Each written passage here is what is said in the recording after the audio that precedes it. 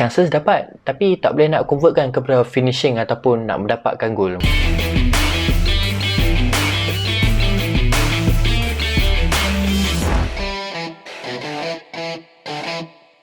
Okey, alright. Assalamualaikum.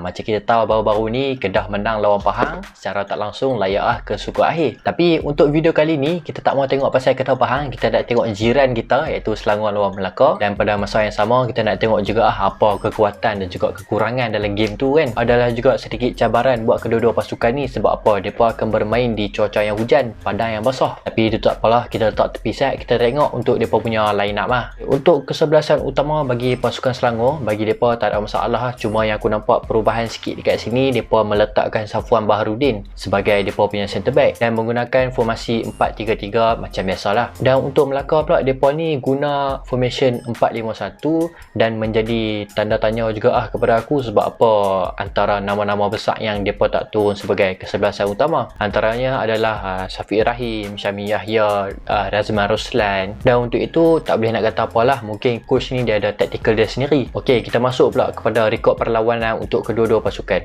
Bagi pasukan Selangor pula, macam untuk depa punya dua game yang lepas, depa menang besar. Lawan ATM menang 7-0, lawan Felda United menang 6-1. Jadi Selangor ni, depa ni orang cakap semangat tu masih membara-bara lah. Untuk Melaka pula, dalam 5 perlawanan terakhir depa ni langsung tak ada menang, hanya ada seri dan juga kalah. Jadi daripada situ kita dah boleh expect lah daripada kedua-dua pasukan ni, pasukan mana yang lebih bersemangat kan. Kalau aku main bola pun straight 5 game tak ada menang, aku berasa down. Okey, jom kita masuk kepada match. Untuk 10 minit yang awal ni pun, kedua-dua pasukan ni pun masing-masing memulakan serangan yang agak berbahaya lah. Dalam masa 10 minit ni pun, masing-masing dapat chances, dapat free kick, dapat corner. So, game pada malam tu agak laju lah untuk 10 minit terawal. Chances dapat, tapi tak boleh nak convertkan kepada finishing ataupun nak mendapatkan gol. Mungkin belum panah lagi ke apa, aku tak tahulah. And then, sepanjang 20 minit permainan ni, aku nampak Selangor lebih confident lah. Mereka nak pegang bola, melakukan gerakan daripada bawah naik ke atas. Dan yang paling ketara sekali, Selangor punya midfielder lah, memang kontrol bola gila. Kalau kata Melaka bawa bola kat bahagian tengah, confirm Selangor akan pegang. Minit ke-15, yang ni bukan chances, tapi aku nak bersembang dengan hampa. Yang di mana minit ke-15 ni, Anas defend Melaka ni, dia buat terjahan keras dekat Sandro. Dia tackle dia daripada belakang macam ni lah, pak gunting. Aku tengok lah,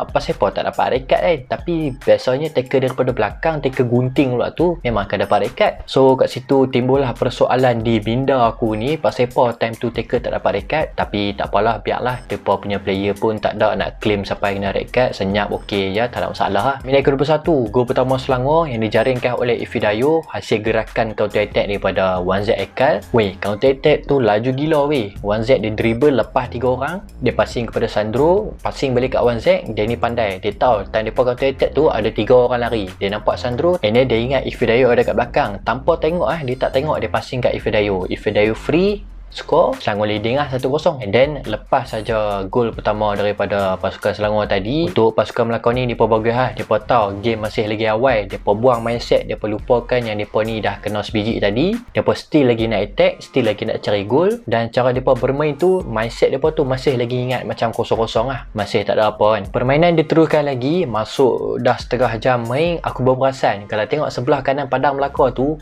dia punya padang punya teruk. Kalau hang tengok match tu, pengulas berapa kali cakap kan, faktor permukaan padang, aku dah bosan lah dengar. Yang tu okey lagi, tu dia punya kapten Melaka tu, nama Jang tu, tu bukan orang Negeri Sembilan tau. Dah beberapa kali dia buat mistake yang disebabkan faktor padang lah. Yalah, mana tak teruknya tadi start awal pun hujan, so bila dah lepas sliding lah, lepas pijak lah, terkorek tanah tu, lagi teruk lah padang tu. Okey, masuk pada second half, padang pun bertukar, tapi ini membahayakan kepada defense Selangor lah. Sebab macam aku cakap tadi, kalau kata defense Selangor dia buat mistake macam si kapten Melaka ni buat, silap-silap boleh dapat gol lah kepada pasukan Melaka. Minit ke-52, main lagi satu hantaran yang dibuat direct daripada center back masuk ke dalam kotak penalti Melaka. Sandro dengan first timer, bola daripada atas, dia one touch shoot, terus masuk ke dalam gol. Selangor leading lah 2-0. Apa yang aku nampak Selangor jaringkan gol kedua ni salah satu mistake daripada pasukan Melaka ni, sebab depa punya midfield lambat turun ke bawah untuk nak support defend. Tapi kalau kita nak salahkan right back Melaka tu pun, dia tak boleh nak salahkan dia juga. Dah dia tengok ke depan, Sandro tu betul-betul kat belakang dia. So orang yang nampak Sandro ni dia kena maki dia. Dia dengan free space, open space, sekali shoot Selangor leading 2-0. Okey, permainan diteruskan lagi. Akhirnya minit ke-56, Melaka baru jumpa gol. Gol yang dijaringkan oleh Ucik Akbar. Tapi kali ni mereka menggunakan kebijaksanaan kepala otak. Mereka tahu lah padang sebelah ni kalau nak masuk dalam kotak penalti tu teruk. Tapi mereka main pakai bola crossing. So mereka crossing daripada tepi. Ucik Akbar dengan free dan open space nya dengan mudah dia skor. Jadi Melaka rapatkan kedudukan lah, jadi 2-1.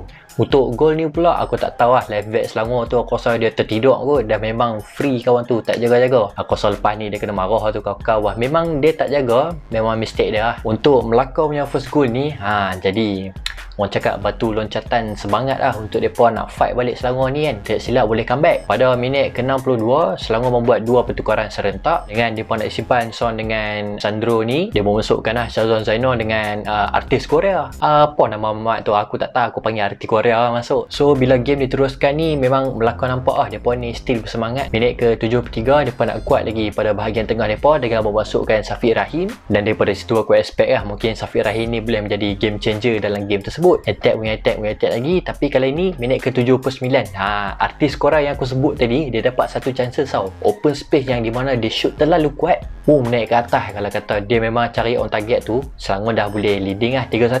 Aku baru tahu nama dia Alif Aikal. Aduh, aku boleh panggil artis Korea lah. And then masuk ke minit-minit terakhir, minit ke-80 sampai habis lah. Melaka ni still lagi nak attack, sampaikan Selangor ni memang totally defend. Memang tinggal seorang lah kat atas tu. Lepas dapat free kick, dapat corner kick, tapi lagi chances tak masuk dengan padang yang teruk tu. Macam mana nak bergerak, punyalah berat. And then match pun tamat lah. Berkesudahan 2-1. Selangor menang secara tak langsung. Selangor layak lah ke suku akhir berjumpa dengan Kedah. Dan kredit harus diberikan lah kepada player-player Melaka sebab mereka ni still lagi nak fight ke sampai minit terakhir. Sebab mereka tahu kalau kata mereka skor lagi sebiji pun at least boleh dapat masa tambahan. Apa yang aku nak boleh cakap dalam game ni, of course lah Selangor sebabkan dia dapat first goal dulu, mereka ni lebih confident lah. Walaupun Melaka ni melakukan beberapa serangan yang berbahaya. Tapi tu lah ada satu benda yang lawak lah. Lepas pada habis game tu, aku tengok balik padang yang kata teruk tadi. Wih, teruk padang tu. Macam baru lepas main paintball tu. Kalau hampa perasan baju apa yang aku pakai ni, agama kita jaga. Seperti mana yang kita tahu, Abang Azmi, bekas player kita dulu, dia menanam hasrat untuk membangunkan pusat pengajian Islam di Kedah. Jadi dia membeli sambil menderma lah, yang di mana bila hang beli t-shirt ni, hasil daripada hang beli t-shirt ni akan menjadi sumbangan lah kepada dia nak bangunkan pusat pengajian Islam tersebut. Dan juga satu lagi,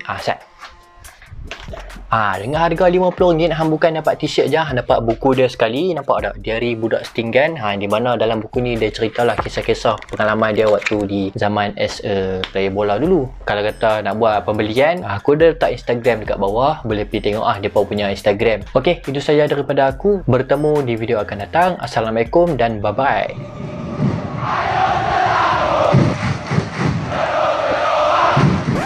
Aku kan kalau record video asyik lupa nak suruh subscribe. Aduh, tak faham tu lah. Jangan lupa subscribe, BBSK.